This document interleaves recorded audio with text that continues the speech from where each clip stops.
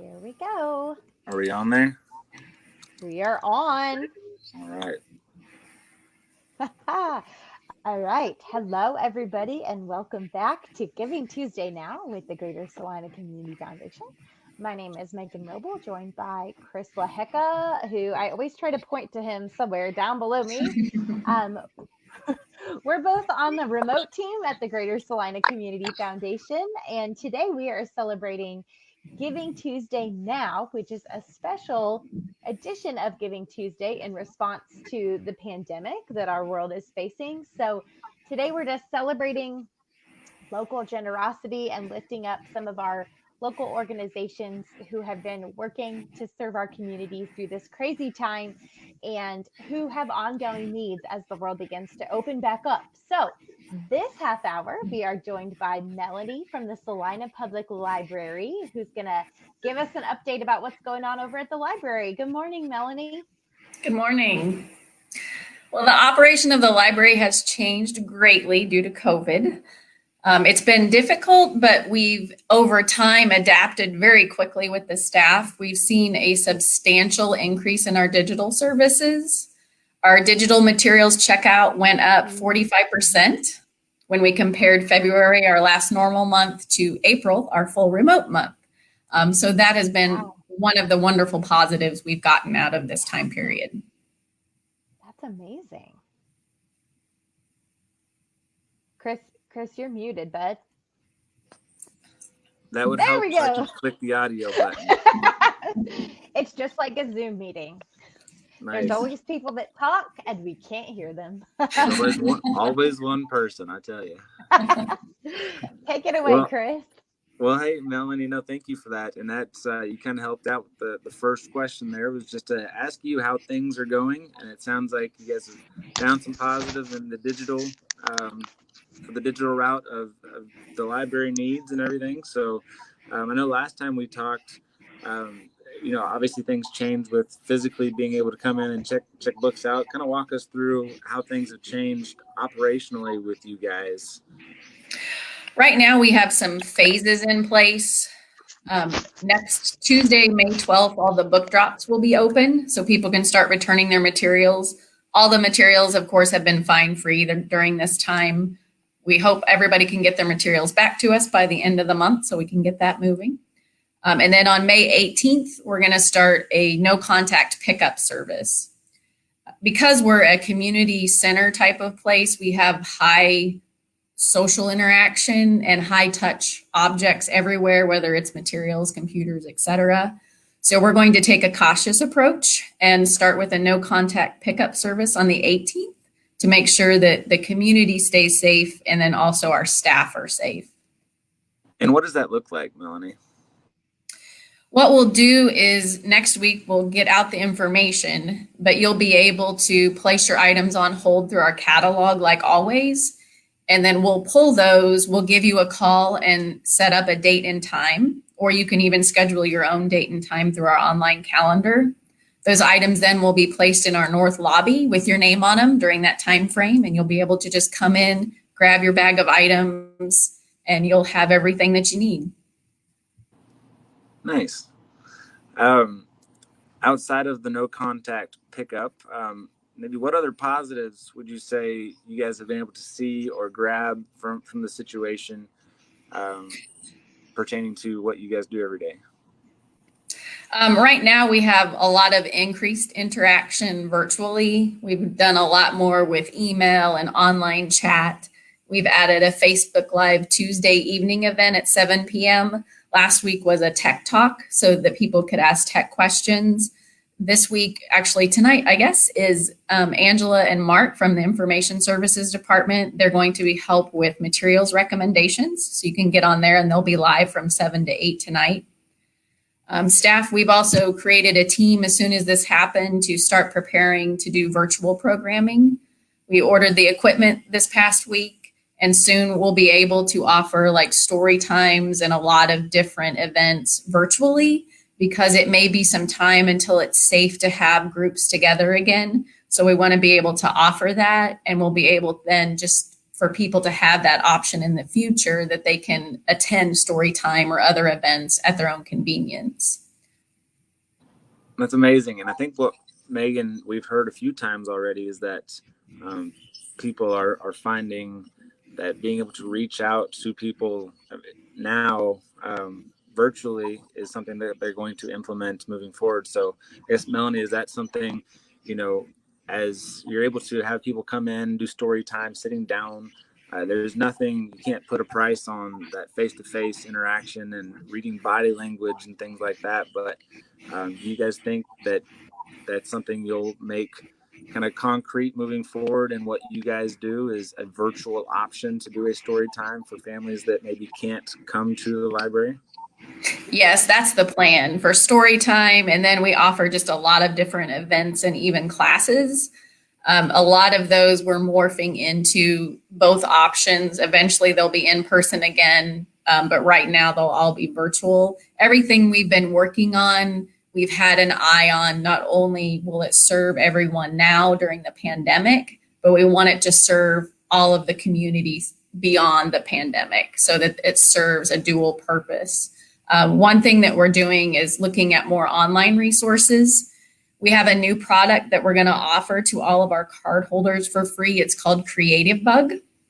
It allows people to have access to online arts and craft classes. So within the month, the card holders will be able to see that available also on our site.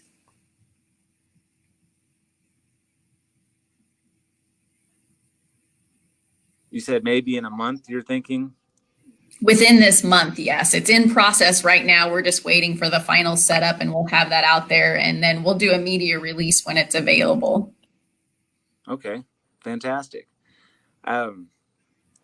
Very cool. So I guess what challenges do you see in the future? This may be a tough one, but when, and maybe you already answered it too, but when can I anticipate stepping foot inside the library again to walk around with my kid and look for a book or something?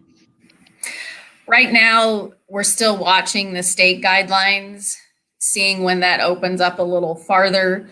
We have at least 30 full-time staff, 50 total staff overall. So we're having to face things with staff also. And again, because we're a community space and so much high touch, it could be a little bit of time. We hope things move quickly. We're following CDC guidelines on disinfection to make sure we get high touch areas taken care of. We're watching OSHA guidelines for staff.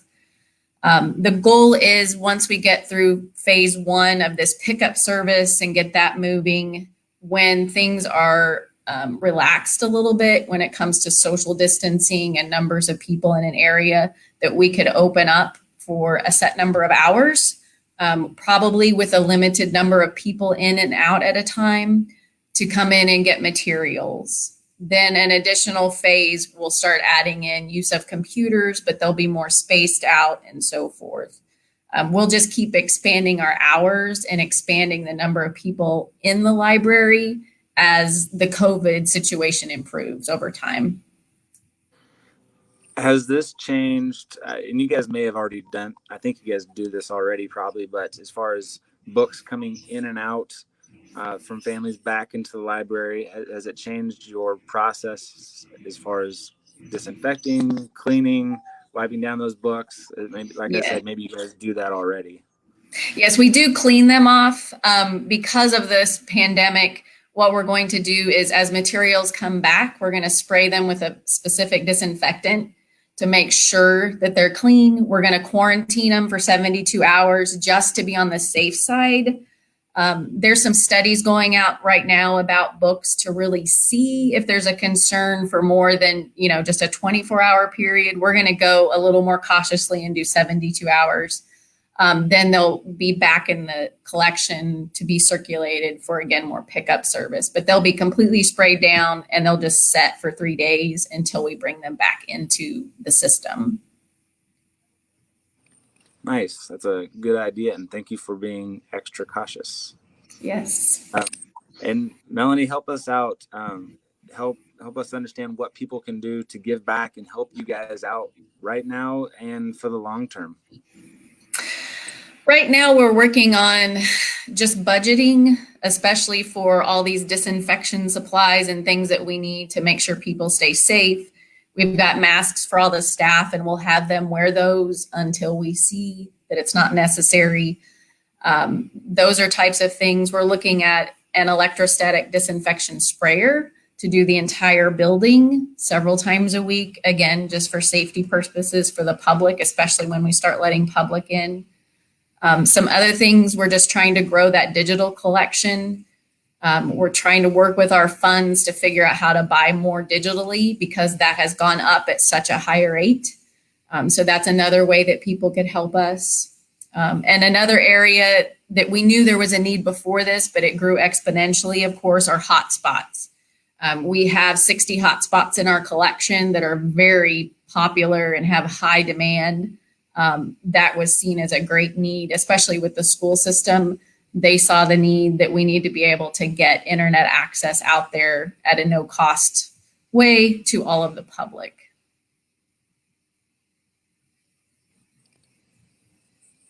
Wow. Are you guys doing, I guess, what have you guys seen virtually that people have done to get involved with the library recently? I mean, are people reaching out a lot through email? Are you getting a lot of phone calls? Yes, especially the first 2 to 3 weeks, we did get a lot of contact, like helping people reset their PINs and their accounts. We did a mass renewal of accounts. So if anybody who was expired, we just mass renewed them. That way they can go ahead and use our services. We do get a lot of online chat and email right now. Just people helping them get accurate information on the situation that we're in. Also trying to address the questions of when will they be able to return materials? When will they be able to get more materials? So that online interaction, chat and email seem to be our top sources of how we reach the patrons. Very cool. Well, that's helpful, big time helpful. It's great to hear every interview and call we do, to hear what people are going through and what has changed, what opportunities you have found to come out of this and implement moving forward. So thank you, Melanie, for taking the time to speak with us. Thank you for having me.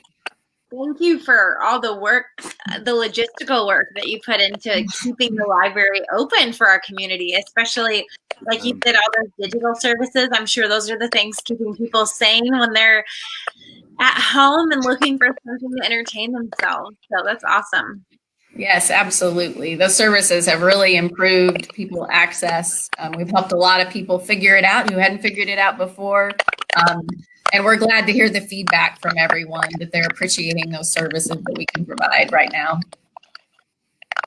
Very good. Well, thank you so much, Melanie, for joining us. Chris, I was giving you a hard time for having technical problems earlier, and now my headphones and microphone aren't working.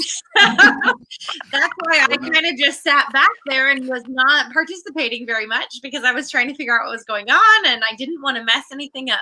So thank you for your flexibility and for joining us. All right. And we will talk to you soon. Take care and good luck with everything, Melanie. Thank you. Thank you very much. Bye. Chris and I will be back shortly at 11:30 to visit with Michael Chambers from the Salina Food Bank. So everybody stay tuned for that, and we will talk to you all soon. See ya.